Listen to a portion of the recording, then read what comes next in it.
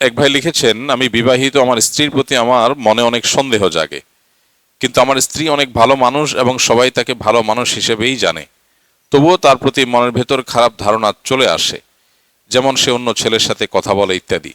আরেকটা বিষয় হলো, আমার শ্বশুর বাড়ি থেকে আমার স্ত্রীকে আমাদের বাড়ি বা ঢাকায় আসতে দিতে চায় না, কিন্তু আমার কর্মস্থল ঢাকায়।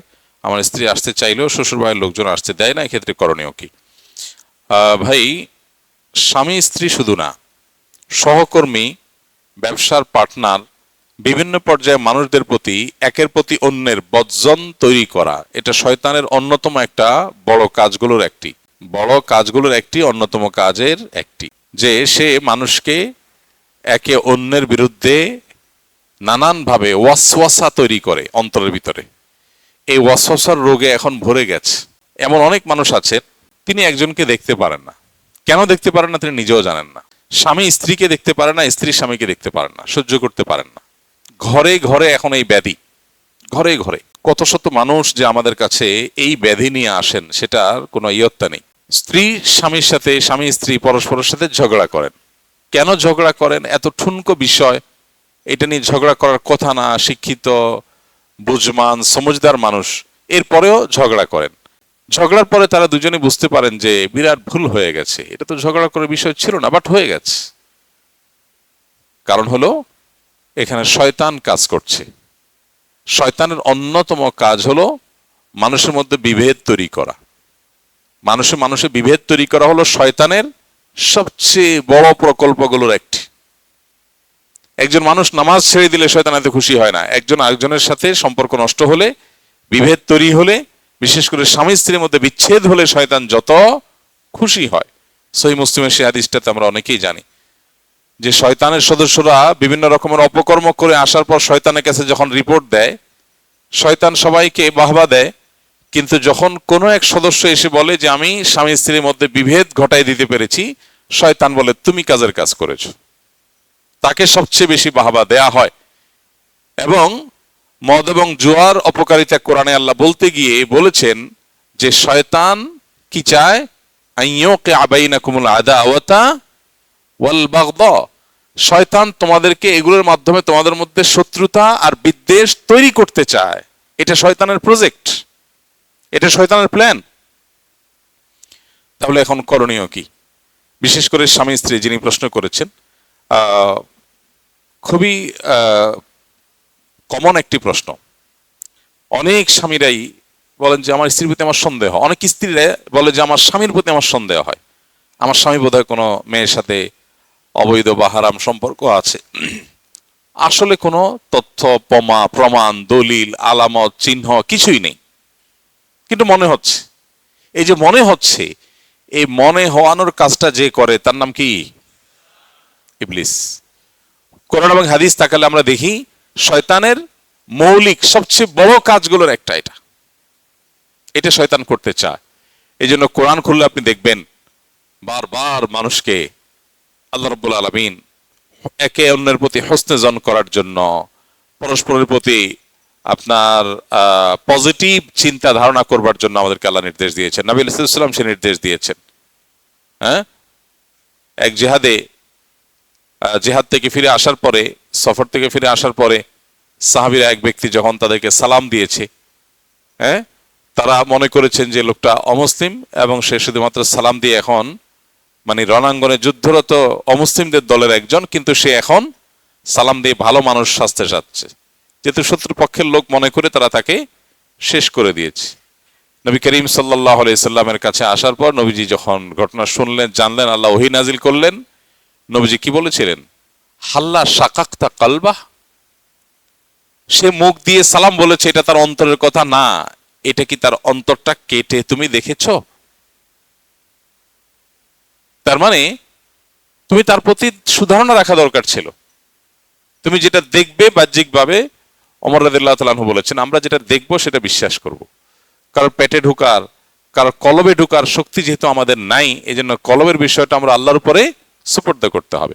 স্বামী স্ত্রীর মধ্যে এই সমস্যাটা টু মাচ কমন। শুধু স্বামী স্ত্রী না, পার্টনারদের মধ্যে, ব্যবসায়িক পার্টনার, দিনী কাজের পার্টনার, বিভিন্ন পার্টনারদের মধ্যে এই জিনিসগুলো অহরহ হয়।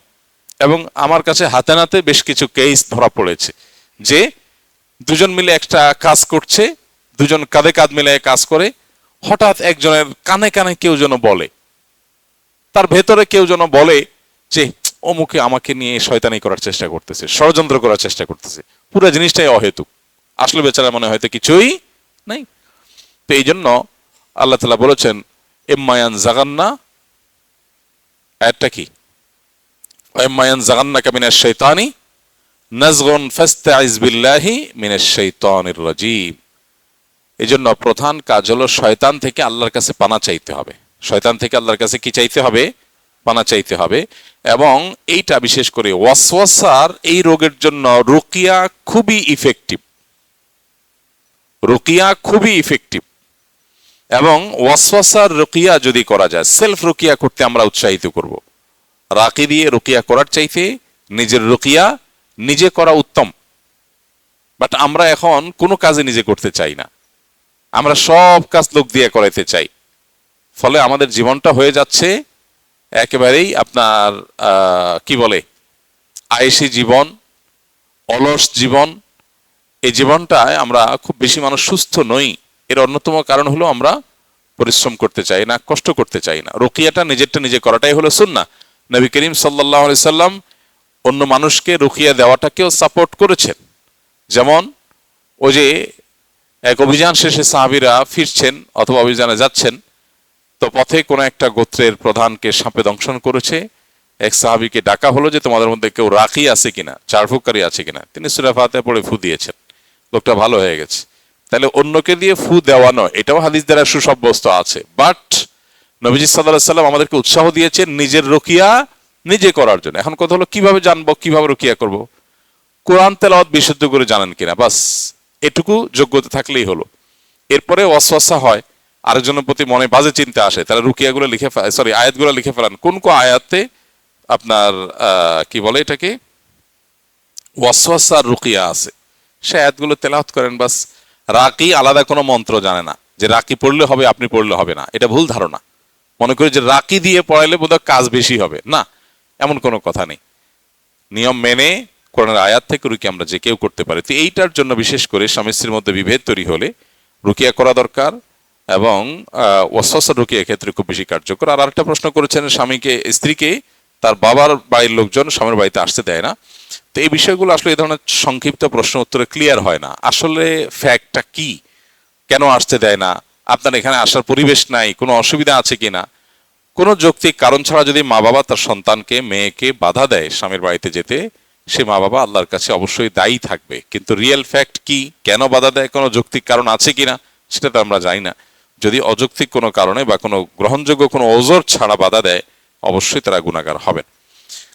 জুয়া খেলায় একজন ব্যক্তি 4 লক্ষ টাকা হারিয়েছে, এর মধ্যে 1 লাখ টাকা ছিল ধারের এবং 3 লাখ টাকা চাকরি করে জমানো। এমত অবস্থায় প্রশ্ন হলো, সে যদি পরবর্তী জুয়া খেলার মাধ্যমে সে অন্তত 1 লাখ টাকাও ফেরত পায় এবং তা উঠায়, তবে কি তা তার জন্য হারাম হবে? এইটাকে বলে খাসিরাত দুনিয়া ওয়াল আখিরাহ, ওয়াযালিকা হুয়াল খুসরানুল মুবিন। আহা, দুনিয়াও গেছে, আখিরাতও গেছে, টাকাও গেছে, আল্লাহও নারাজ হয়েছে। আল্লাহ রাব্বুল আলামিন আমাদেরকে হেফাজত করুন। ভাইরা আমার, আমরা হয়তো ভাইয়ের হালত শুনে হাসছি, আমরা এরকম কত অন্যায় করছি, কত গুনাহ করছি, হ্যাঁ, বেমালুম আমরা আল্লাহর নাফরমানি কাজ করে যাচ্ছি। আল্লাহ আমাকে আপনাকে আমাদের সবাইকে পরিপূর্ণ তাকওয়ার জীবন দান করেন।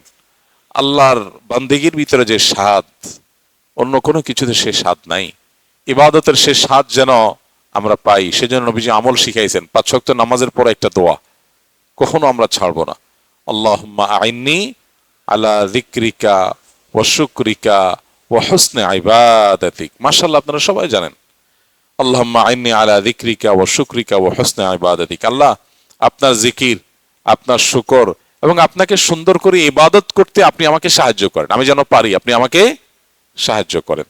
আল্লাহর কাছে চেয়ে নিতে হয়, আল্লাহর কাছে চেয়ে নিতে হয়, আল্লাহ হুসনুল ইবাদা যেন আমি করি। আমাদের ইবাদতের সৌন্দর্য না, নামাজ পড়ি সুন্দর না, রুকু সিজদা দিচ্ছি, উঠবস করছি, জাস্ট মানে কিছু ফর্মাল ডিউটি পালন করছি। সূরা ফাতিহা না পড়লে নয়, অন্য সূরা না মিলাইলে নয়, রুকুতে না গেলে নয়, দায় সারছি।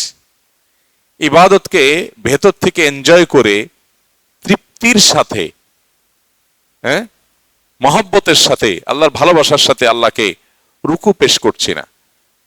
একজন পদস্থ বড় কোনো মন্ত্রী, মিনিস্টার, প্রেসিডেন্ট, প্রধানমন্ত্রী, কোনো পাওয়ারফুল মানুষ, তাকে যদি একটু রেসপেক্ট করতে পারি, আমাদের কাছে একটু হলেও ভালো লাগা কাজ করে।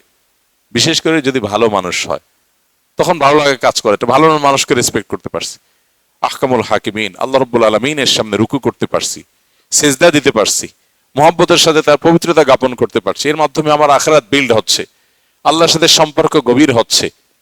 কত ভালো লাগার জিনিস। কিন্তু না, শয়তান আমাদেরকে ভুলায় রাখে। হ্যাঁ, ভুলানোটা শয়তানের কাজ। ওমা আনসানি হইল্লাস শয়তান।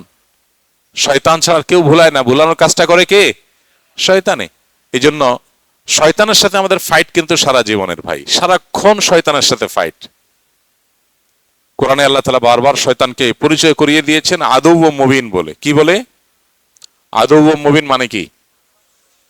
প্রকাশ্য শত্রু। দেখছেন কখনো? আমরা কখনো দেখলাম না। আল্লাহ বলেন কি? প্রকাশ্য শত্রু। আরে ভাই, যে শত্রু কোনোদিন দেখলামই না, দেখার কোনো স্কোপও নাই, তাকে আল্লাহ বলছেন কি? প্রকাশ্য শত্রু। তাহলে কেমন হলো না? এটা অপ্রকাশ্য গোপন শত্রু বললে মনে হয় যে, হ্যাঁ, আসলে কি তাই?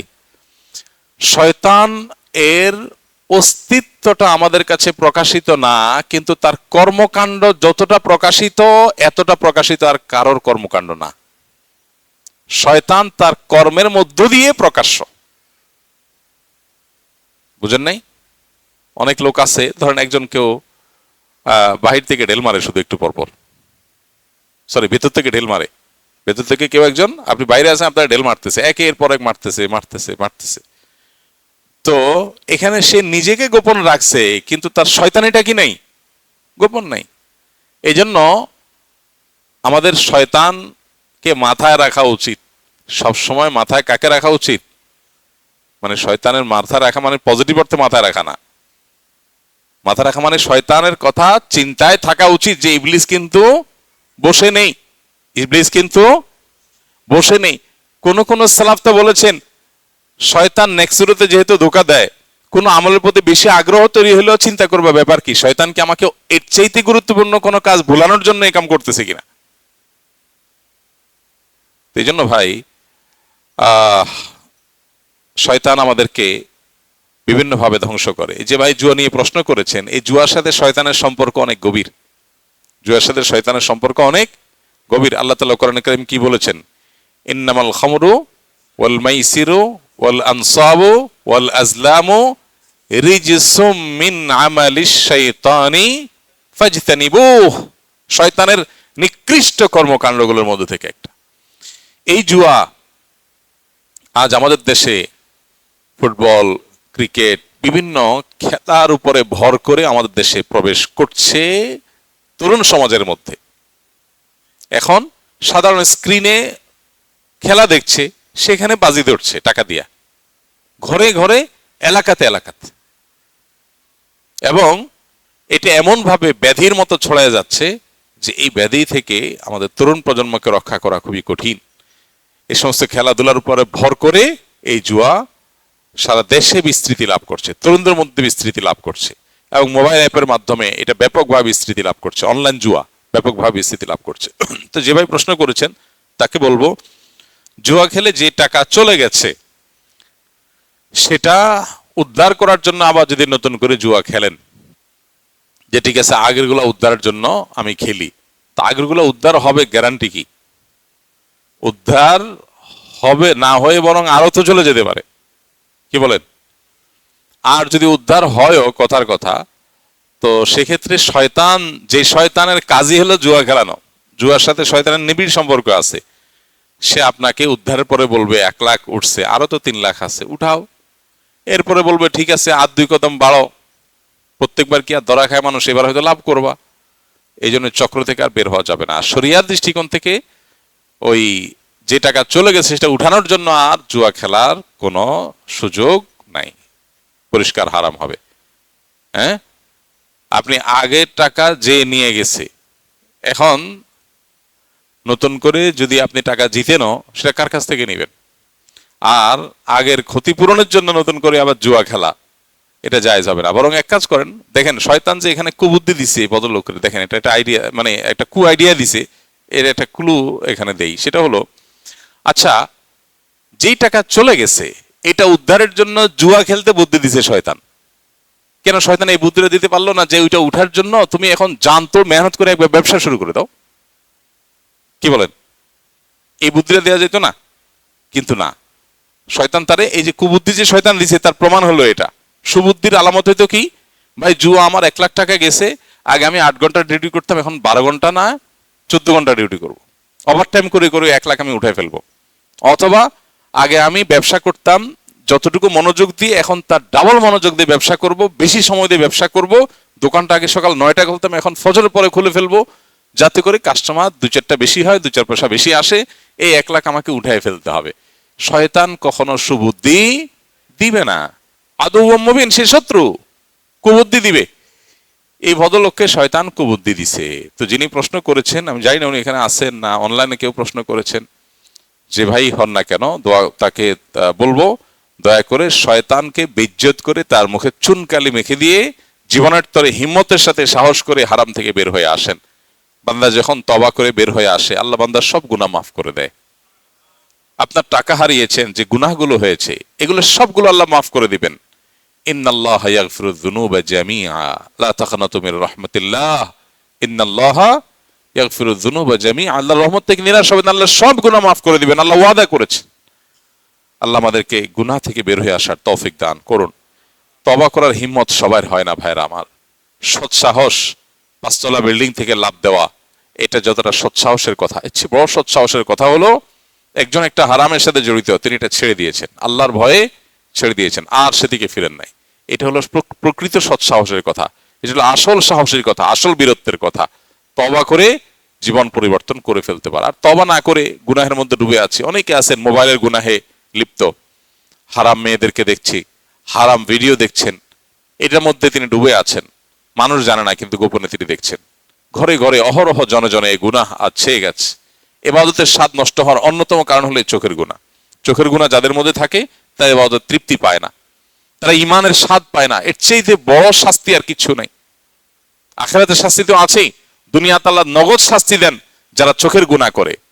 ফিল্মের ক্লিপ দেখেন, মিউজিক দেখেন, মিউজিক শুনেন, মিউজিকের ক্লিপ দেখেন, হারাম ভিডিও ছবি দেখে দেখে মজা নেন, অফলাইনে কিংবা অনলাইনে। তাদের দুনিয়াতে আল্লাহর পক্ষ থেকে নগদ শাস্তি হলো ঈমান এবং ইবাদতের স্বাদ তাদের কপালে থাকে না, তুলে নিয়ে যায়। তারা ইবাদত করলেও করে দায় সারার জন্য, স্বাদের জন্য, তৃপ্তির জন্য, তৃপ্তির সাথে তারা করে না। এই জন্য জুয়া সহ সমস্ত হারাম থেকে আল্লাহ আমাদের বের হয়ে আসার তৌফিক দান করুন। আমাদের তরুণরা ধ্বংস হয়ে যাচ্ছে জুয়া খেলায়, ধ্বংস হয়ে যাচ্ছে, ঘরে ঘরে যুবকরা শেষ হয়ে যাচ্ছে। অনলাইন জুয়া, বিভিন্ন টিভি চ্যানেলগুলো বাংলাদেশে একেবারে লাইসেন্সধারী টিভি চ্যানেলগুলো বিভিন্ন অনুষ্ঠানের ফাঁকে ফাঁকে তারা অনলাইন জুয়ার প্রতি যুবকদেরকে আহ্বান করছে, অ্যাডভার্টাইজ করছে, সামান্য কিছু টাকা পাওয়ার লোভে যুবকদেরকে একটা ধ্বংসের দিকে তারা নিয়ে যাচ্ছে। তো এগুলোর জন্য সংশ্লিষ্ট কর্তৃপক্ষের কড়া নির্দেশনা দরকার, পদক্ষেপ দরকার, যাতে করে যুবকরা এই সমস্ত বকে যাওয়ার হাত থেকে রক্ষা পায়। আমার বাবা জীবিত অবস্থায় আমার মায়ের দেনমোহর পরিশোধ করে যান নাই। বর্তমানে আমার বাবা বেঁচে নেই, এমত অবস্থায় আমি ছেলে হিসেবে বাবার পক্ষ থেকে মায়ের সে দেনমোহরের টাকা পরিশোধ করতে পারবো কিনা? যদি কেউ জীবিত অবস্থায় স্ত্রীর দেনমোহর না দিয়ে যায়, তাহলে সেক্ষেত্রে অবশ্যই তিনি আল্লাহর কাছে অপরাধী হিসেবে বিবেচিত হবেন, গুনাহগার হবেন। সন্তান যদি বাবাকে দায়মুক্ত করার জন্য বাবার পক্ষ থেকে মাকে মোহর দিয়ে দেয়, অবশ্যই প্রশংসনীয় কাজ হবে। বাবার দেনা পরিশোধ করার কাজ হিসাবে যদি এটা করা যায়, খুবই ভালো কাজ হবে, এবং এটার মাধ্যমে বাবা কিছুটা হলো দায়মুক্ত হবেন। বাবার পক্ষ থেকে ইস্তেগফারও করা দরকার, সেই সাথে মায়ের মোহর দিয়ে বাবাকে মুক্ত করা দরকার, অথবা মায়ের কাছ থেকে দায় মুক্তি আদায় করা দরকার। সম্প্রতি বন্যায় আপনারা কি কি কার্যক্রম করছেন এবং ভবিষ্যতে করবেন? বন্যাকে ঘিরে আমাদের 26শে বন্যাকে ঘিরে আমাদের কার্যক্রম সম্পর্কে আমাদের পেজে আপনারা দেখেছেন, বারবার দেখেছেন। আলহামদুলিল্লাহ, আমাদের 143 টন খাদ্য সামগ্রী বিতরণ করার কাজ শেষ হয়েছে, গতকালকেই শেষ হয়েছে। আজকে হয়তো সামান্য কিছু আছে, শেষ হয়ে যাওয়ার কথা, থাকলে সামান্য কিছু থেকে থাকতে পারে। আজকে যেটা বিতরণ চলছে, আর 50 টন হলো পশু খাদ্য, সেটাও বিতরণ শেষ আলহামদুলিল্লাহ। এখন আমাদের টিমের ভাইয়েরা কাজ করছে স্পটে, বিভিন্ন রকমের আপনার ক্ষতি, বিভিন্ন ধরনের ক্ষতি হয়েছে বন্যার্তদের। আসলে বন্যায় কি পরিমাণ ক্ষতি হয় সেটা অনেক সময় আঁচ করা যায় না। বিশেষ করে এই বন্যায় অল্প কয়েকদিনে প্রায় 50 জনের মতো মানুষ মারা গেছে। এটা সহজ কোনো বিষয় না। অনেক এর চেয়ে বড় বড় বন্যায় এত মানুষ মারা যায় না সাধারণত। যে পরিমাণ পশু মারা গেছে, লাখের মতো পশু মারা গেছে, হাঁস মোরগ গরু ছাগল মিলে। তো এই ক্ষতি আসলে গ্রামের গরিব মানুষদের জন্য পূরণ করা যে কত কঠিন, এটা যারা ফিল্ডে কাজ করে তারা কিছুটা টের পায় যে কত কঠিন তাদের জন্য। একজন মানুষের একটা গরু, এটাই তার জীবিকা। বিশেষ করে প্রচুর পরিমাণে মাটির ঘর আছে এই এলাকাতে, বাঁশখালী থেকে নিয়ে এই সাতকানিয়া, লোহাগাড়া, চান্দনাইশ, এই পুরা এরিয়ার মধ্যে চকরিয়া যে উপজেলাগুলোতে বন্যা হয়েছে, এগুলোতে প্রচুর পরিমাণ মাটির ঘর আছে। তো এই মাটির ঘরগুলো অতিরিক্ত বন্যার পানি যখন উঠেছিল তখন এগুলো একেবারে মাটির সাথে মিশে গেছে। এই মানুষদের থাকার আর কোনো জায়গা নেই। আলহামদুলিল্লাহ এইরকম মানুষদের ঘর করে দেওয়ার জন্য, 300 ঘর করার জন্য আমাদের টিম এখন স্পটে কাজ করছে, তালিকা করার কাজ চলছে। কয়েকদিনের মধ্যে তালিকা শেষ হয়ে যাবে ইনশাআল্লাহ। আমরা সবচেয়ে বেশি ক্ষতিগ্রস্ত বা একেবারে ধ্বংস হয়ে গেছে এরকম মানুষকে, 300 মানুষকে সম্পূর্ণ পাকা উপরে টিন এই ঘর, 2 রুমের ঘর বানাতে দেওয়ার কাজ, এটা আমাদের এখন চলছে। তবে এটা তালিকার কাজ শেষ হলে, চূড়ান্ত বাছাই শেষ হলে এরপরে ইনশাআল্লাহ ঘরের কাজ শুরু হবে। সেটা শুরু হলেও শেষ হতে কয়েক মাস সময় লাগবে, কারণ একসাথে 300 ঘর বিল্ডিং, 300 বিল্ডিং নির্মাণ করা সহজ সময়ের ব্যাপার না।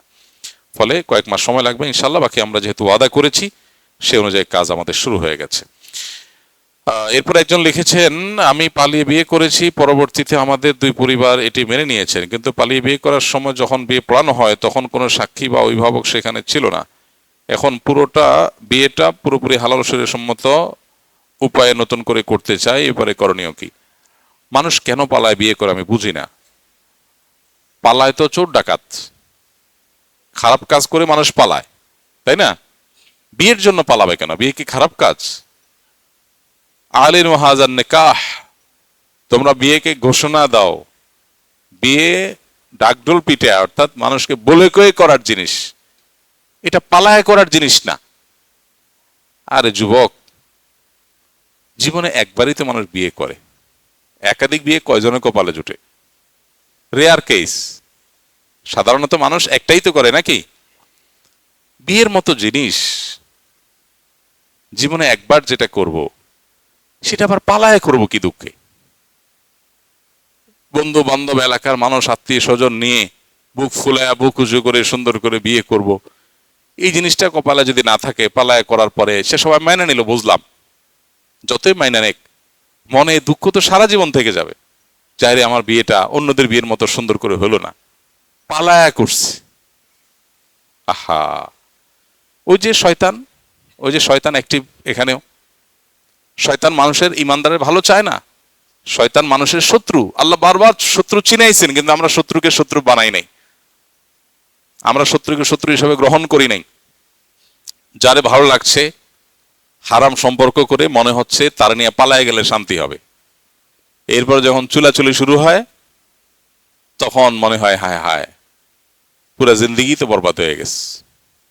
যদিও সবার ক্ষেত্রে চুলাচুলি হয় না, অনেক ক্ষেত্রে তো হয়। তো এই জন্য ভাই, হারামে আরাম নাই, হালালে আরাম আছে। বাকি প্রশ্ন যেটা করেছেন, পালায় যে বিয়ে করেন, এইটাতে সাক্ষী ছাড়া যেহেতু বিয়ে করেছেন, আজকাল শয়তান দেখান কত কুবুদ্ধি দেয়, বলে যে ইনবক্সে কবুল বললেই হয়ে যাবে। হ্যাঁ, এত সস্তা বিয়ে। 2 জন পুরুষ সাক্ষী লাগবে, আর না হলে 1 জন পুরুষ 2 জন মহিলা লাগবে। তাদের প্রাপ্তবয়স্ক হতে হবে, তাদের সামনে এক পক্ষ প্রস্তাব বলবে, আরেক পক্ষ কবুল বলবে, এটা তারা শুনবে, তাহলে বিয়ে হবে, আর না হলে বিয়ে হবে না। এই জন্য এটা ছাড়া বিয়ে হবে না। তাছাড়া বিয়েটা মূলত অভিভাবক করাবে। আল্লাহ বলেছেন, আনকিহুল আয়ামা মিনকুম ওয়াল ওয়াস-সালিহিন মিন ইবাদিকুম ওয়া ইমাইকুম। বিয়েটা করাবে মূলত কে? অভিভাবক। অভিভাবককে রাজি করান। বুদ্ধিমান ছেলে ফেলে ঠিকই অভিভাবককে কি করায়? রাজি করায়। যেভাবে হোক, ফুসলায় ফাসলায়, এমনে সেমনে, কি করলে মা বাপ খুশি হবে পোলাপান বুঝে না, ওই খেদমত করে, ওই কাজ করে রাজি করেন। মা বাপ চায় একটু কাজে লাগেন, তো কাজে লাগেন। অভিনয় হলেও করে মা বাপের রাজি করেন, কিন্তু সেটা না করে পালাপালি করতেছেন কেন? এগুলো শয়তান বুদ্ধি দেয়। তো যাই হোক, সাক্ষী ছাড়া বিয়ে হলে সে বিয়ে হয়নি, সেটা বিয়ে হয়নি। এখন নতুন করে, সম্পূর্ণ নতুন করে বিয়ে হতে হবে দুজন সাক্ষীর সামনে, যেহেতু উভয় পক্ষ রাজি হয়েছে আলহামদুলিল্লাহ। যাই হোক, বিয়ে করতে যাচ্ছেন, এটা তো ভালো। এখন তো নতুন রোগ দেখা যাচ্ছে, আমাদের জন্য নতুন হলেও উন্নত দেশগুলোতে পুরাতন। কারণ ফকির যত পুরাতন হয়, ভোগান্তিও তত পুরাতন। আমরা তো নতুন ফকির, অর্থাৎ নতুন করে ইসলাম ছেড়ে আধুনিক হওয়ার চেষ্টা করতেছি, আমাদের ভোগান্তি এখন নতুন করে হচ্ছে। আর যারা এগুলো আগে থেকে আমাদের আগের ফকির, হ্যাঁ, তাদের ভোগান্তি অনেক আগে থেকেই আছে। সেই ভোগান্তির নাম কি? সেটার নাম হলো বিবাহ ফোবিয়া। বিবাহ ফোবিয়া, এটা বুঝবেন না আমাদের স্কুলের ছেলেরা, যারা দিন বুঝছে, আল্লাহ দিনের বুঝ দিছে, আল্লাহকে চিনছে, এরা এটা বুঝবে না। এরা অবিবাহিতরা বিয়ে করার জন্য অস্থির হয়ে আছে, অস্থির আছেন না সব। কিন্তু আজব কথা হলো, যুবক মানুষ, ছেলে হোক মেয়ে হোক, এখন বিবাহ ফোবিয়াতে ভুগছে। ঘরে ঘরে বিয়ে করতে চায় না।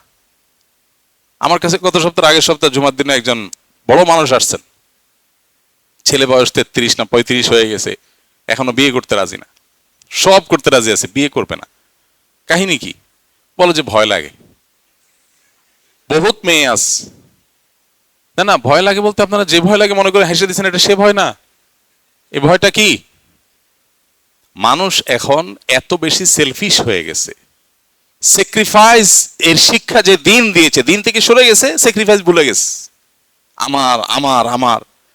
আরে ভাই, বিয়ে হলে, মেয়েদের মধ্যে বহু মেয়েরা আছে বিয়ে বসে না, 30 বছর 25 বছর পার হয়ে গেছে, 35 বছর হয়ে যাচ্ছে, বিয়ে করে না। বাপ মা বলে বিয়ে করো, না না না, এখন না, আরো পরে, না আমি বিয়ে বসবো না। কেন? কারণ সেও আতঙ্কিত। কেন আতঙ্কিত?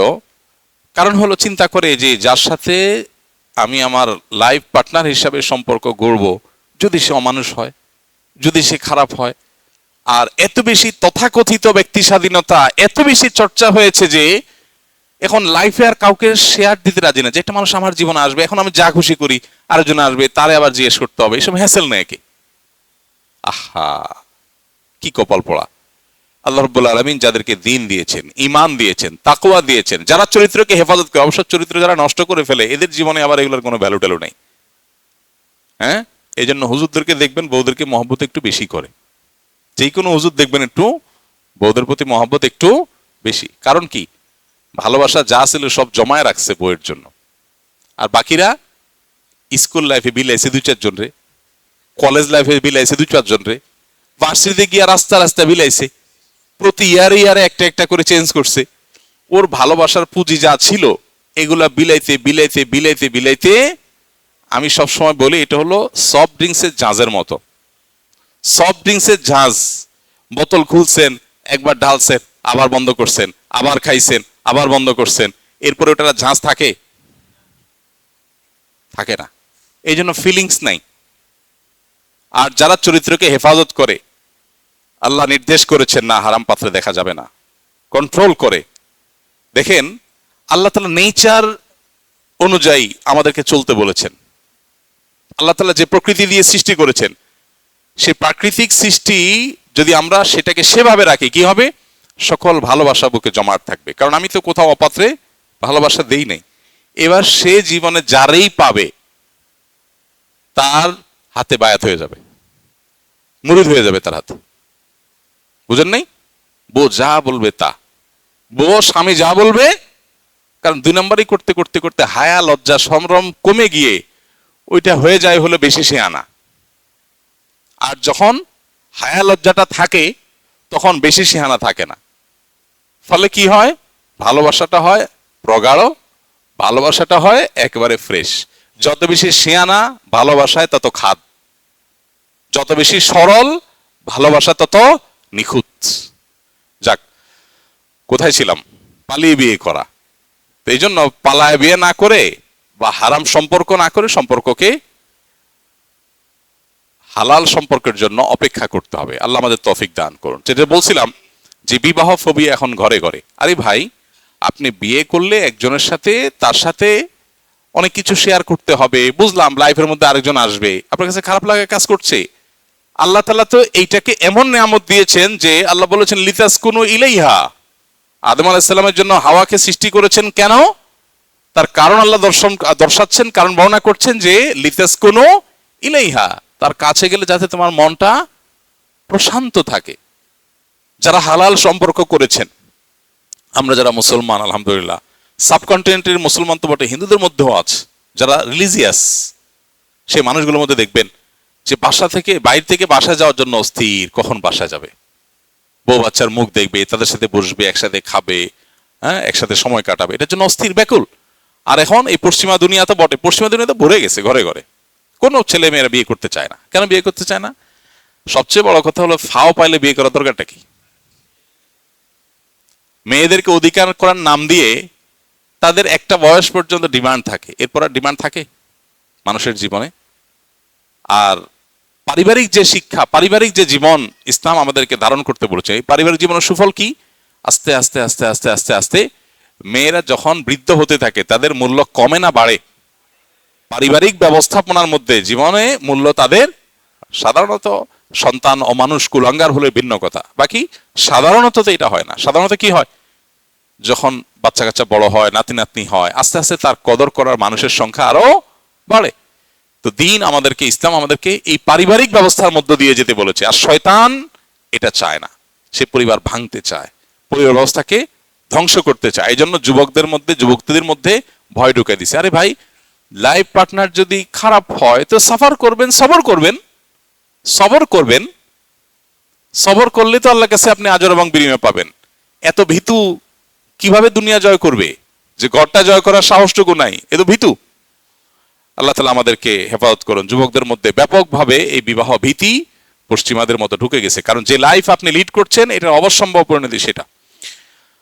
বর্তমান সময় দাড়ি একদম ছেঁচে ফেলা, শেভ করা এবং দাড়ি রেখে তা কেটে এক মুষ্টি কম বা ছোট রাখার বিধান কি? অনেকে চেহারা পরিপাটি রাখার জন্য দাড়ি ছোট ছাঁটেন, এতে শরীয়তের দৃষ্টিকোণ থেকে গুনাহ হবে কিনা? ভাই, দাড়ি লম্বা করার নির্দেশ নবীজি দিয়েছেন, আফুল্লোহা আর হুল্লোহা, তিনি বলেছেন তোমরা দাড়িকে ছেড়ে দাও, দাড়িকে ছেড়ে দাও। এই জন্য দাড়ি লম্বা করতে হবে। এবং সারা বিশ্বের 4 ইমাম সহ প্রসিদ্ধ যত ইমাম, যত স্কলার আছেন, বিশেষ করে মুতাকাদ্দিমিন, মুতাআখিরিন, ফুকাহা একরাম, তাদের কারোর মতেই দাড়ি আপনার এক মুষ্টির নিচে কাটার অনুমতি নেই। অনেকে তো এক মুষ্টির পরেও কাটতে নিষেধ করেন। বাকি অনেক সাহাবা একরাম, সহিহ বুখারীতে হাদিস রয়েছে যে কোন কোন সাহাবী দাড়িতে এক মুষ্টি ধরে অতিরিক্ত অংশ কাটতেন। একাধিক সাহাবী থেকে, সম্ভবত আবু রাদিয়াল্লাহু তাআলা আনহু, আব্দুর ওমর রাদিয়াল্লাহু তাআলা আনহু, বেশ কয়েকজন সাহাবী থেকে এটি বর্ণিত আছে। ফলে এক মুষ্টির নিচে কাটার, এক মুষ্টির কম রেখে তারপরে কাটার কথা কোন সাহাবী থেকে, কোন সালাফ থেকে বর্ণিত হয়নি। এই জন্য উচিত হলো পুরোটা রাখা। বাকি হ্যাঁ, কেউ যদি পুরোটা রাখতে না পারেন তাহলে সে যতটুকু রাখেন ততটুকু রাখলে সেটাকে অ্যাপ্রিসিয়েট করা উচিত। এতটুকু আর রেখে লাভ কি, এটা বলা উচিত না, কারণ এতটুকুর পরে আস্তে আস্তে সে হিম্মত করে হয়তো বড় করবে। আমরা স্কিল প্রশিক্ষণের ক্ষেত্রে যেসব সফটওয়্যার ব্যবহার করি সেগুলো তো ক্র্যাক ভার্সন, যেগুলোতে সফটওয়্যারের মূল মালিকের অনুমতি থাকে না। এগুলো এবার ব্যবহার করা কি জায়েজ আছে? কিছু কিছু সফটওয়্যার আছে, যে সমস্ত সফটওয়্যারগুলো, আমি ব্যক্তিগতভাবে এরকম কিছু কিছু সফটওয়্যারের ব্যাপারে খোঁজ খবর নিয়েছি যে এগুলো বাংলাদেশে বিক্রি করার কোনো ব্যবস্থা আছে কিনা। কোম্পানিতে ফোন দেওয়াইছি যে তাদের সাথে, তাদের নাম্বারে বিদেশে যোগাযোগ করো, তো তারা খুব বেশি রেসপন্স করে নাই দেখলাম। অর্থাৎ তারা আসলে বাংলাদেশের মতো থার্ড ওয়ার্ল্ডের গরিব দেশ, এক একটা সফটওয়্যারের যে দাম, পাবলিক কিনে এগুলো ব্যবহার করবে, এটা তারা বোধহয় এক্সপেক্ট করে না। তো সবাই ক্র্যাক ব্যবহার করে, তারা জানে, তো তারা তো অরিজিনালটা বেচার সিস্টেম রাখবে, সেটাও রাখে নাই। কোনো কোনো সফটওয়্যার, সবগুলো না, অনেক সফটওয়্যার তো বেশ আছে, কিন্তু কিছু কিছু সফটওয়্যার আছে যেগুলো বাংলাদেশে বিক্রির সিস্টেমই তারা ওইভাবে, বাংলাদেশে তাদের বিক্রি বলতে তাদের সার্ভিস আর কি, সার্বিক যে সার্ভিস, এগুলোর উপর তাদের আগ্রহ নাই। আমি একাধিকবার ফোন করায় দেখছি যে না, ওরকম আগ্রহ নাই। এবং এই অবস্থা দেখে বোঝা যায় তারা এই ক্র্যাক ভার্সনকে মেনে নিয়েছে যে ঠিক আছে, গরিব দেশ করুক, এই যদি হয় তাহলে এটা জায়েজ আছে। কথা বুঝে আসছে? আরেকটা হলো, না কন্ট্রোল করতে পারতেছি না, কি করব, বাধ্য হয়ে ছাড় দিছি, সেটা হলো জায়েজ হবে না। আমি আমার বাসা যে কম্পিউটার ব্যবহার করি আলহামদুলিল্লাহ, সেখানে উইন্ডোজ অরিজিনালটা দেওয়া, দাম একটু বেশি গেছে, তারপরেও সেটা দিয়ে আমি অরিজিনালটাই ব্যবহার করি। বাট যদি ওই যে বললাম, ক্র্যাকটার প্রতি মনো সমর্থন বোঝা যায় প্রতিষ্ঠানে, যে তারা আসলে এটা নিয়ে তাদের কোনো মাথা ব্যথা নাই, তারা এটা নিয়ে খুব বেশি আগ্রহ দেখায় না, তাহলে মৌন সমর্থন থেকে যদি বোঝা যায় যে মালিক পক্ষ তাদের অনুমোদন আছে, তাহলে এটা ব্যবহার করতে অসুবিধা নাই। আর না হলে ঠিকই ক্র্যাক হলে সেটা ব্যবহার করা জায়েজ হবে না।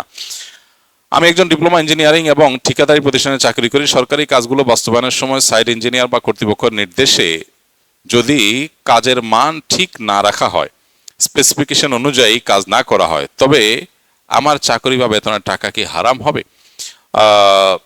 আপনি যে কাজটা করছেন সাইট ইঞ্জিনিয়ার হিসাবে, আপনি যদি সঠিক রিপোর্ট দেন, যা হচ্ছে তার রিপোর্ট দেন, এরপরে তার উল্টাপাল্টা করে তার দায় আপনার, তাদের আল্লাহর কাছে তার দায় তাদের। কিন্তু আপনি যদি রিপোর্টে ভুল করেন বা আপনি যদি তাদের অন্যায় কাজে সহযোগিতা করেন, তাহলে জায়েজ হবে না, সেটা যে কোনো যুক্তিতেই। আমি জানতে চাচ্ছি, যারা যত বেশি কোরআনের আয়াত মুখস্থ থাকবে, যার যত বেশি কোরআন আয়াত মুখস্থ থাকবে, জান্নাতে তত উপরের স্তরে যাবে, এই কথাটা কি সত্য? না, এইভাবে হাদিসে অবশ্য আসে না। হাদিসে আসছে কি, যে দুনিয়াতে যারা কোরআনে কারিমের তিলাওয়াত করবে, কোরআন অনুযায়ী জীবন গড়বে, আখিরাতে তাদেরকে বলা হবে ইকরা ওয়ারতাকি কামা আনতা তুরাত্তিলু ফিদ দুনিয়া, তুমি তেলাওয়াত করো আর তোমার মর্যাদা উপরে ওঠাও। যত আয়াত তেলাওয়াত করতে করতে যেখানে গিয়ে থামবে, তোমার মর্যাদা তত দূর যাবে। যতগুলো আয়াত পড়বে তত দূর মর্যাদা যাবে, তত স্টেপ তুমি বেশি সম্মানিত হবে। তো দুনিয়াতে যারা কোরআন অনুযায়ী জীবন গড়বে, কোরআন বুঝবে, কোরআনের সাথে সম্পর্ক নিবিড় করবে, তাদের মর্যাদা হবে।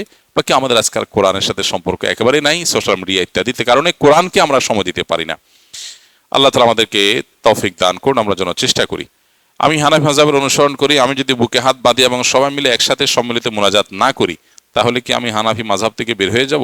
এ বিষয়ে আবার রহমতুল্লাহ কি কোনো মন্তব্য করেছেন? এটি আমার জানার জন্য খুবই জরুরি। ভাই, সম্মিলিত মুনাজাত করার নির্দেশনা তো হানাফি মাযহাব দেয় নাই যে সম্মিলিত মুনাজাত করতে হবে, এই কথা তো হানাফি মাযহাব বলেনি। অতএব এটা না করলে, সম্মিলিত মুনাজাত না করলে হানাফিয়ত ছুটে যাবে না। বুঝে আসছে কথা? আর যদি বিচ্ছিন্ন কোনো মাসআলায় কোনো ভিন্ন মতের উপরে কেউ আমল করে ফেলে, তো এতেও তার হানাফিয়ত ছুটে যাবে না। তবে এটা যেন আবার খেয়াল খুশি মতো না হয় যে একটা মাসালা এখানে আমল করলাম আর একটা ওইখানে আমল করলাম। শয়তান অনেক সময়, যে শয়তান তো বিভিন্নভাবে আমাদেরকে ধোকা দেয়, একটু আগে বলছিলাম না, এটা এক প্রকারের ধোকা, যে শয়তান আমাকে সুবিধাবাদী করে দেয়, অনেক সময় সুবিধাবাদী করে দেয়। আমাদের কাছে যখন মানুষ মাসালা জিজ্ঞেস করতে আসে তালাকের, 3 তালাকের, তো আমরা জিজ্ঞেস করি যে আপনি হানাফি না গায়রে হানাফি? কারণ দেখা যায় যে যখন বিয়ে করে আসে বাবা মার অনুমতি ছাড়া, পালায় বিয়ে আর কি, আয়শা বিয়ে করে, তো হানাফি মাযহাব অনুযায়ী অভিভাবকের অনুমতি না থাকলেও প্রাপ্তবয়স্ক হয়ে গেলে বিয়ে হয়ে যাবে, তাই না? এখন যদি আহলে হাদিস হয় আর এই মাসালা কোন হানাফি আলেমের কাছে জিজ্ঞেস করতে আসে, তাহলে বুঝতে হবে ডাল মে কুছ কালা হ্যায়, সে হানাফি মাযহাবের সুবিধাটা নিতে আসছে। আবার যদি কোনো হানাফি তালাক বউরে একসাথে 3টা মেরে দিয়া কোন আহলে হাদিস আলেমের কাছে ফতোয়া নিতে গেছে, তাহলে বুঝতে হবে ডাল মে কুছ কালা হ্যায়, কুছ নেই পুরাই কালা হ্যায়। তুমি তালাক মারছো 3টা, প্র্যাকটিস করো হানাফিয়ত, কিন্তু যাচ্ছ আহলে হাদিস আলেমের কাছে কেন? কারণ জানো ওখানে 3 তালাকে 1 তালাক, সুবিধাটা নিতে গেছে। তো এই জন্য আমি জিজ্ঞেস করি, এইসব মাসালা আসলে আমি জিজ্ঞেস করি যে কোনো সুবিধা নিতে আসছে কিনা চান্দু। অনেক সময় স্বীকার করতে জানা, না না এই তো এই তো কি আপনি নামাজকে আপনি পড়েন, কোন ওলামাকে, কোন আলেমদেরকে ফলো করেন, আস্তে আস্তে তাকে প্রশ্ন করলে বের হয়ে আসে। তো এরকম করলে সেটা নফসের পূজা হবে, সেটা যেন না হয়। আহলে কোরআন অনুসারী যারা হাদিসের পুরোপুরি অস্বীকার করে, তাদের সাথে আমাদের কিরূপ আচরণ করা উচিত? পরিবারের কেউ যদি এদের অনুসারী হয়, তবে তার মৃত্যুর পর কিভাবে জানাজা পড়ব? আমি এয়ারপোর্টে একবার কোনো এক দেশে যাচ্ছিলাম, তো লাউঞ্জে বসা একজন চিকিৎসক আসলেন, এসে খুব মন খারাপ করে বললেন যে আমার মা 5 ওয়াক্ত নামাজ পড়তেন, খুব আল্লাহওয়ালা ছিলেন, হঠাৎ করে আমার মা নামাজ কালাম তো ছাড়ছেন, এখন এমন অবস্থা যে আমার মার ইমান আছে কিনা আমার সন্দেহ, বৃদ্ধ মানুষ। তো বললাম কাহিনী কি? পরে যা বুঝলাম যে তিনি এই তথাকথিত আহলে কোরআন, মূলত যারা মুনকারে হাদিস অস্বীকারী, এদের পালায় পড়ছে। নাস্তিক্যবাদ মুনকারে হাদিস বা হাদিস অস্বীকারীদের ঘাড়ে সওয়ার হয়ে মুসলমানদের ঈমান হরণ করছে। এটা কোনো আপনার ষড়যন্ত্র থিওরি তত্ত্ব না, এটা একদম প্রমাণিত বিষয়। একটা ভিডিও খুব পরিচিত এক ইসলাম বিদ্বেষী, মুসলিম বিদ্বেষী, তার সাঙ্গপাঙ্গদের সাথে এটা নানাভাবে প্রচারিত হয়েছিল। বলছিল যে মুসলমানদেরকে আসলে ইসলামের বিরুদ্ধে বললে তাদেরকে বিভ্রান্ত করা কঠিন, ইসলাম থেকে বাইর করা কঠিন, আরো শক্ত হয়ে যায় তারা। তাহলে কি করতে হবে? তাদেরকে বলো না হাদিস মানা লাগবে না, কোরআন মানতে হবে শুধু, তাহলে অটোমেটিক সে বেরোয় চলে আসবে। এখন এটা বড় বড় শিক্ষিত মানুষদের মধ্যেও ব্যাপকভাবে ধরা দিয়েছে। তারা হাদিস অস্বীকার করে, অনেকে আবার ডাইরেক্ট অস্বীকার করে না, বলে না না কোরআনের সাথে যেগুলো মিলে সেগুলো মানি, যেগুলো কোরআনের সাথে মিলে না সেগুলো মানি না। তো কোনটা মিলে কোনটা মিলে না এটা বোঝার ক্ষমতা তোমার হয়েছে ভাই? তোমার কাছে তো অনেক কিছুই মনে হবে গরমিল, কারণ তোমার আরো গভীর জ্ঞান না থাকার কারণে গরমিল মনে হবে। তো এই জন্য আহলে কোরআন যদি কেউ এই পর্যায়ে যায় যে হাদিসকে টোটালি অস্বীকার করে এবং হাদিসের হুজ্জিয়তকে অস্বীকার করে, তাহলে সে বেঈমান এবং কাফির, ইসলাম থেকে খারিজ হয়ে যাবে। কারণ সে এমন একটা জিনিসকে অস্বীকার করেছে যেটা স্বতঃসিদ্ধভাবে প্রমাণিত। হুজ্জিয়তে হাদিস, হাদিসের প্রামাণ্যতাকে অস্বীকার করা, এটা দ্বীনকে অস্বীকার করার শামিল। শুধু কোরআনে কারীমের অনুযায়ী আমি আমল করবো, নবী সাল্লাল্লাহু আলাইহি ওয়াসাল্লাম নিজে ভবিষ্যৎবাণী করেছেন একটা সময় আসবে যারা বড় বড় আরামের কেদারায় বসে বসে বলবে যে আমরা কোরআনে যা পাইছি এটার উপর আমল করবো, এর বাইরে আর কিছু দরকার নেই। এটা ভুল। কোরআন এবং হাদিস, নবীজি বলেছেন তারাকতু ফিকুম আমরাইন কিতাবাল্লাহি ওয়া সুন্নাতুর রাসূলি। আল্লাহ তাআলা কোরআনে বলেছেন যে আপনার প্রতি আমি জিকির নাজিল করেছি লিতুবাইয়িনা লিন-নাসি মা নুযিলা ইলাইহিম। আয়াতের সব প্রথম অংশ কি? ইন্না আনজালনা ইলাইকা যিকরা লিতুবাইয়িনা লিন-নাসি মা নুযিলা ইলাইহিম। আপনার প্রতি এই কোরআন নাজিল করেছি কেন? দেখুন আল্লাহ বলেছেন, খুবই গুরুত্বপূর্ণ, হে রাসূল আপনার প্রতি কোরআনটা কেন নাজিল করলাম? যেন লিতুবাইয়িনা লিন-নাস মা নুযিলা ইলাইহিম, কোরআনে যা নাজিল হয়েছে আপনি যেন মানুষকে তার ব্যাখ্যা করে দিতে পারেন, এই জন্য আপনার প্রতি নাজিল করা হয়েছে। নাহলে তো আসমান থেকে জিবরিল কোরআন নিয়ে এসে রেখে যেতে পারতো। অল্প অল্প করে নাজিল করেছে, অল্প অল্প ব্যাখ্যা করেছেন, প্র্যাকটিস করেছেন, আবার একটু আসছে। তো আল্লাহই বলছেন যে আপনার প্রতি নাজিল করার উদ্দেশ্য হলো আপনি যেন ব্যাখ্যা করে মানুষকে বুঝাই দিতে পারেন। তাহলে নবীজি ব্যাখ্যা করে বুঝাই দিবেন, এটা পার্ট অফ ওহী, এটা ওহীর একটা অংশ। এখন আপনি সেটাকে যদি অস্বীকার করেন তাহলে ওহীর একটা অংশকে অস্বীকার করলেন, ঈমান থাকার কোনো কারণ থাকতে পারে না। আমার বাবা আল-আরফা ইসলামী ব্যাংকে চাকরি করেন, হুজুরদের কাছে শুনেছি ব্যাংকে চাকরি করা হারাম, এমত অবস্থা আমাদের করণীয় কি? আর আমার বাবার বিগত জীবন উপার্জিত সমস্ত আয় কি হারাম হিসাবে গণ্য হবে? অনুগ্রহ করে উত্তরটি জানাবেন, আমাদের জন্য খুবই জরুরি। ভাই, সুদি কোনো লেনদেন হলে, সেই লেনদেনের সাথে কোনোভাবে জড়িত হলে, সেখানে চাকরি করলে সেটা হারাম হবে, এতে কোনো সন্দেহ নেই। ইসলামী ব্যাংকগুলো সন্দেহের ঊর্ধ্বে নয়, নানান কারণে সেখানে সন্দেহ আছে। নবীজি বলেছেন আল হালালু বাইয়িন ওয়াল হারামু বাইয়িন, হালাল স্পষ্ট, হারামও স্পষ্ট। ওমা বাইনাহুমা উমুরুন মুশতাবিহাত, এর দুইয়ের মাঝে কিছু বিষয় আছে যেগুলো সন্দেহপূর্ণ। তো যে সমস্ত ব্যাংকগুলো ইসলামী ব্যাংক, সেগুলো পরিপূর্ণ ইসলামী ব্যাংকিং প্র্যাকটিস করতে পারা নিয়ে কনফিউশন অনেক সময় তৈরি হয়। সেগুলো অবশ্যই অন্য 10টা সুদী ব্যাংকের মতো নয় যে সেগুলোকে আমি বলে দিব যে এটাও হারাম, না। তবে বলতে পারি যে সন্দেহের ঊর্ধ্বে উঠার মতো কোনো প্রফেশন যদি থাকে সেটাতে যাওয়ার চেষ্টা করা দরকার। মুস্তাবাহাত এর বাইরে, উমরে মুস্তাবাহাত বা সন্দেহপূর্ণ বিষয়ের ঊর্ধ্বে উঠা দরকার। বাট এটা করলে কেউ হারামে লিপ্ত হয়েছে বা সে হারাম উপার্জন করেছে, এরকম বলা কঠিন, এরকম বলার সুযোগ নাই। তবে তাকওয়ার দাবি হবে বিকল্প কোনো নিষ্কলুষ এবং সন্দেহের ঊর্ধ্বে উঠা মতো প্রফেশনে যাওয়ার। যদিও দুনিয়াটা খুবই সংকীর্ণ, খুব বেশি সুযোগ আমাদের হাতে নেই। আমি একজন সাধারণ মানুষ, নন আলেম এবং বিবাহিত। শ্বশুরবাড়িতে গেলে আমার স্ত্রীর মা, দাদি, নানি, ফুফু প্রমুখের সাথে সুন্দরভাবে কথা বলার চেষ্টা করি, কিন্তু এর বাইরে অন্য কোনো গায়রে মাহরাম নারীর সাথে কথা বলতে আমার বিবেকে বাধা দেয় এবং আমি তাদের সালাম দিই না, যার কারণে শ্বশুরবাড়ি আত্মীয় স্বজন আমাকে নিয়ে নানা রকম নেতিবাচক মন্তব্য করেন। এমনকি স্ত্রী, বড় বোনও অন্যদের সাথে কথা না বলার কারণে আমার স্ত্রীও মন খারাপ করেন এবং অনেক কথা শোনান। তাদের সাথে আমার আচরণ কেমন হওয়া উচিত? হাসি মুখে কথা বলা জায়েজ হবে কিনা? ভাই, প্রথম কথা হলো, এটা তো কিয়ামতের আলামত। কারোর স্ত্রীর সাথে, কারোর বোনের সাথে একজন মানুষ যিনি তার মাহরাম না, এরকম মানুষ তার দিকে তাকায় কথা বলে না, তার সাথে হাসি মুখে কথা বলে না, পর্দা মেনটেন করে, এর জন্য সে মাইন্ড করে, এর চেয়ে আশ্চর্যের, এর চেয়ে বড় দুঃখের কথা আর কি আছে? একজন নারীর দিকে তাকায় তার সাথে হাসি মুখে কথা না বলার মানে তাকে রেসপেক্ট করা, তাকে অপমান করা নয়। আমরা মনে করি যে এতে মনে হয় সে অপমানিত হয়। তার দিকে দেখে মুসকে মুসকে হেসে সুন্দর সুন্দর কথা বললো আর মনে মনে মন কেলা খাইলো, এটা কি রেসপেক্ট হলো?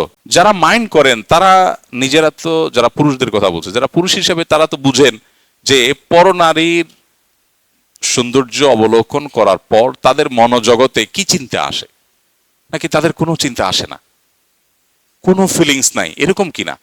এরকম হলে তো ডাক্তার দেখানো দরকার। আর যদি সেরকম না হয় তাহলে বোঝা দরকার যে আরেকজন যখন দেখছে না, তিনি তো রেসপেক্ট করে দেখছে না, সবচেয়ে বড় কথা আল্লাহর বিধান। তো এটা পরিবারের লোকদেরকে, আত্মীয় স্বজনকে বোঝানো দরকার। আর আপনি বউয়ের ফুফুর সাথে দেখা দেন না, বউর ফুফুর সাথে দেখা দেওয়া জায়েজ নাই, বউয়ের খালার সাথে ফুফুর সাথে দেখা দেওয়া জায়েজ নাই।